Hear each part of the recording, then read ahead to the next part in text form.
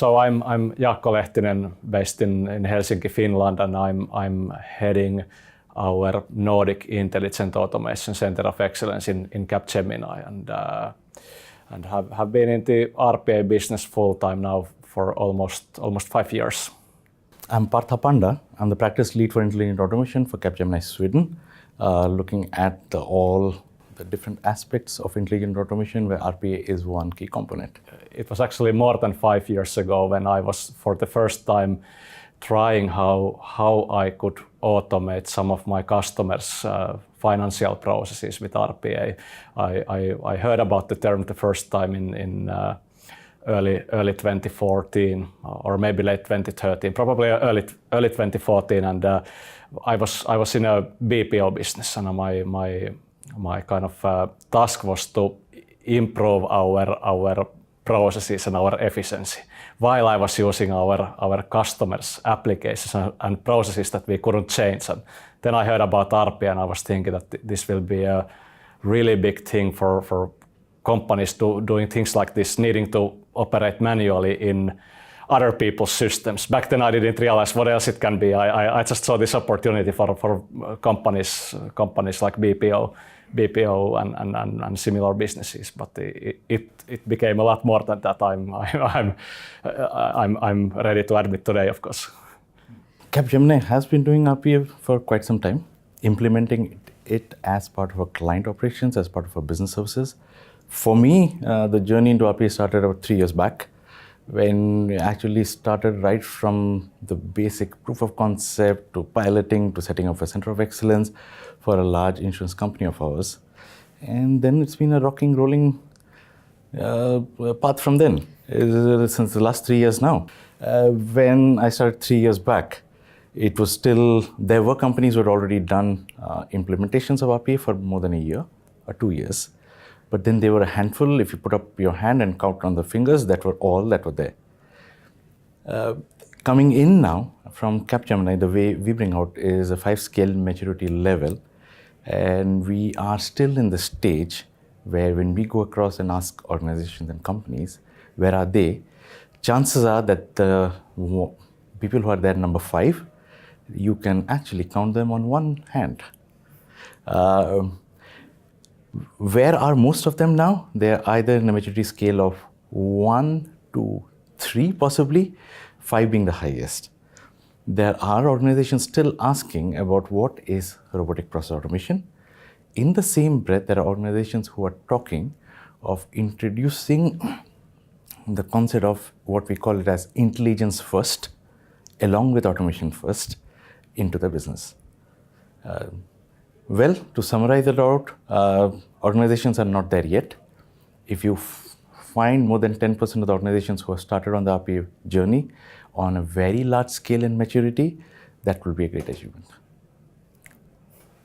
Yeah, following up from what you said, almost fully agree with you what you told already, but I still have to say that during the last 3 years, in the Nordics, the kind of the market has been also changing rapidly. So the way and the level in which you need to be able to discuss with the customers about RPA and automation in general, it has been shifting really quickly. So if you take a story or offering or slide from 2 years back or 3 years back, it will be a disaster. It will not work anymore today because the expectation level is higher. So 3 years ago it was about what is RPA, why should it be relevant, is it for me, how much does the license cost? So very, very basic questions. Now it's a lot more about how to really make it work like big time, how to scale up, how to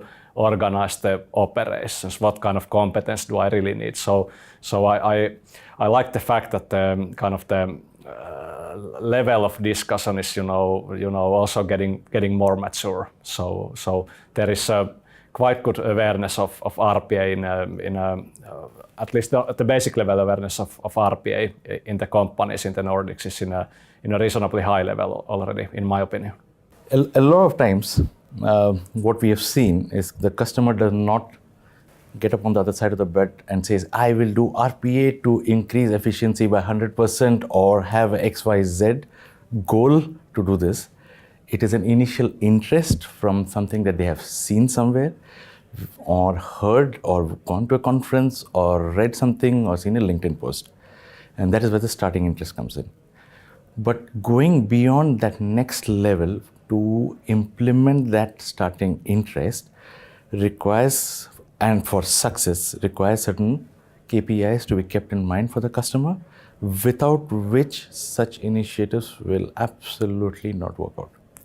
And the clients that we have seen have had some set goals of where they want to go, how do they want to go, and what do they want to do to achieve it. Those are the ones who have moved beyond looking at proof of concepts and basic piloting. The KPIs need not be very strong. In our opinion, the business case is already there. As I've said it before, the business case for RPA is slap in the face. You don't have to worry about it. It is there, but then they need to plan to have certain KPIs in place to achieve what goals they want to achieve. I'm always challenging my team members, my colleagues, and especially my customers that when you automate, you should aim at improving your business metrics in general. So if the kind of the attitude is such that now I have RPA, and now when I have RPA, I will imitate single human point of view, the activities from a single human point of view, and then the best outcome I can get with automation is that I will save working hours. You're missing so many things that you can get with automation. While the real question should be that what are our real kind of business targets, and how can automation help us to improve those metrics that are within my business targets. And it's not about imitating single users. It's not about reducing the headcount. And then what is really kind of the silver bullet or the great idea? It totally depends on the kind of the business or the industry or the process where you are working on. Throughput time is often one good example, that if you can go from several days to 30 minutes or 5 minutes in getting something done, that can maybe bring you enormous benefits compared to the fact that you are at the same time saving some working time. So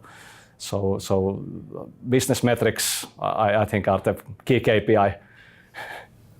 Quality, efficiency, cost reduction, all of them are there. If at this stage we are actually talking about RPA being used for risk compliance in some ways, because when you have compliance, you have certain standards and structures which human beings at times forget some pointers, and it makes sense to use a standard way of doing it.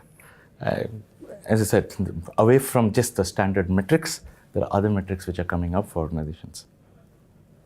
Robotics as a service, or we are actually calling it intelligent automation as a service. The idea of that model is that for those kind of customers who don't want to kind of build their own IT and build their own competence around how to automate and how to operate automation, there is a model where we can take care of it all in the cloud. And of course, there are many ways how to organize what the customer is doing and what Capgemini is doing, but at its ultimate, it can be that the only thing we need is access to the customer's process knowledge and access to the customer's business applications.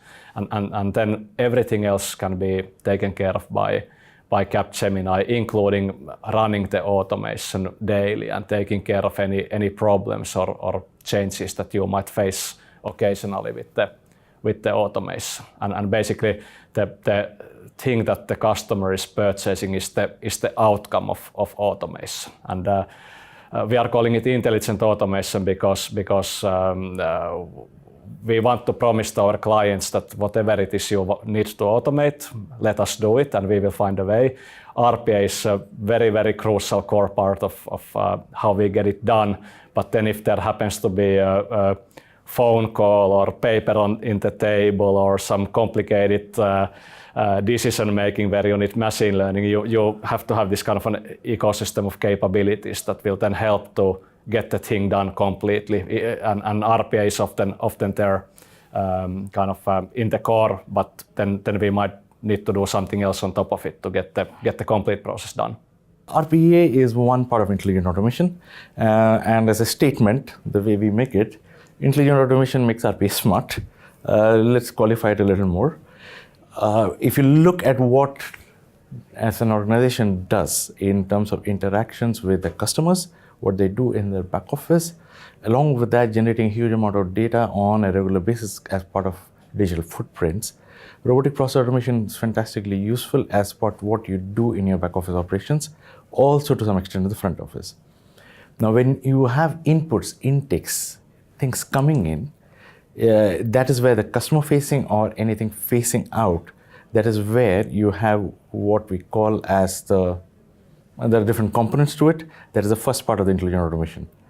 Now, if you visualize it and you have the in-process intake part as a left, the operations part in the middle, and the intelligence part at the right, you have RPA in the middle, the intake part on the left, which could include multiple aspects of, example, OCR, ICR, conversational AI, integrations, and then you generate so much of data which feeds back into this, both structured, unstructured, that comes as part of process intelligence.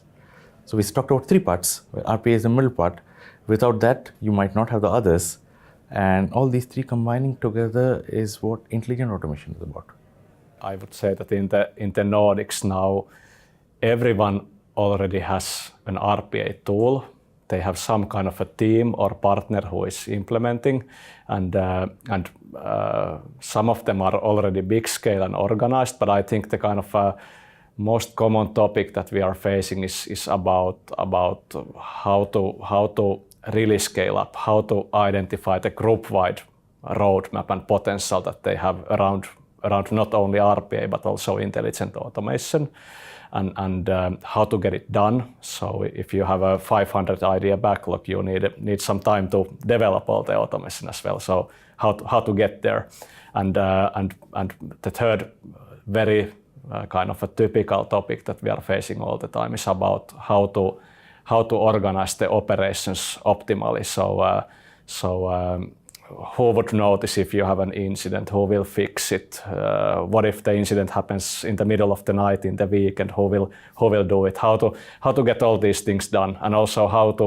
to create so high quality code that these incidents and surprises are not kind of business as usual, but rather they are kind of rare occurrences that are not happening like tens of times per day. So kind of the quality of operations, how to organize it, and then how to scale big and really identify the whole potential.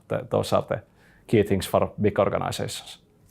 The concept of RPA as a service or intelligent automation as a service is based on the premise that we will manage all the automation away from the customer location premises with the tool or the application sitting on cloud, wherein the customer does not have to manage even the infrastructure for it, is able to access automations, and automations can happen through present day technology where custom applications can be taken in and automated.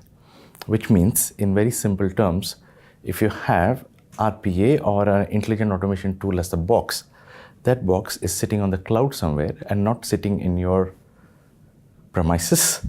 It is handled, managed, it accesses everything that you have in your setup. Developers can access the application, the RPA or the intelligent automation application, at the same time can access your internal applications, which means everything is away as a service with the RPA application or the intelligent automation application being hosted on the cloud. It also enables reducing of a lot of costs in terms of managing it, in terms of fixed costs for the client. You want to go ahead and add that now? Yeah, and I think this cloud in general, no matter if it's the fully managed service that we can provide or if it's the customer's existing cloud subscription where you put the RPA, it gives you a little bit more flexibility. Often the kind of the time to add yet another robot, it will be click of a button and you have a new robot with just the right kind of setup to really have a production ready environment to go to. Also on the cost side, you are more flexible because you can kind of create and demolish servers in minutes. For example, in our own intelligent automation as a service, if the robot or the developer is not working, the server will go into this kind of a hibernation mode, and the costs are kind of close to zero always when there is no action on the server. And then when we know that the developer comes in at 8, the server will go back up maybe 7:50 a.m. in the morning just before we need it, and then the cost starts running. Location independence, well, you can do it in many ways with IT, but when you are in a cloud, it's kind of genuinely easy to have the RPA developer or the operations team anywhere in the world where you might have the right kind of talent and people available. So those are also some benefits of going into cloud. As we talked about, RPA is not the silver bullet for everything that needs to be automated, and it's not the solution for everything. Automation has been done by companies, organizations in different parts. RPA might not be the only option, nor other intelligent automation areas. It has to be very carefully evaluated as to what is the relevant option there. Yes, organizations have been moving ahead and are on the roll now to use RPA. And we believe when you look out at the concept of AI, let's turn it around and put it as IA, intelligent automation. And in that IA, the intelligent automation world, RPA is the easiest way to get started off the block. And that is what a lot of the organizations have done, where they have put in automation as a focus. Is it automation first all the time? Not necessarily. Now we come up to the concept of intelligence first, where maybe we'll have something called intelligence automation first, but then it becomes too long. But yes, organizations are moving. Automation is a strong focus for multiple reasons. I totally agree with what Parta said, and I like the slogan automation first because it's putting the mindset into its right place. I'm often saying that if you first pick the solution and then you start to look, where is my problem? I have the solution here, but I need to find the problems. You are kind of doing the thing upside down, while you should be thinking about what do I want to get done, and then think how do I get it done. And this RPA in the middle, it's now making many of the organizations to really think about this. What do I want to get done? And with RPA you can do many of the things, but not all of the things. But all of a sudden the same customers are really starting to think about the right question, that how do I get this thing done? What do I need to do? Often also the process re-engineering is related in the discussion. So it's not only about mimicking the existing manual process, but it's about how should I standardize or change my process so that I get the business metrics improved. Getting started with RPA is easy. Scaling up even beyond that basic start is the difficult part. We have been there at different stages where we've helped them move from the start to the next step by step. And that is a few of the points that we have come in.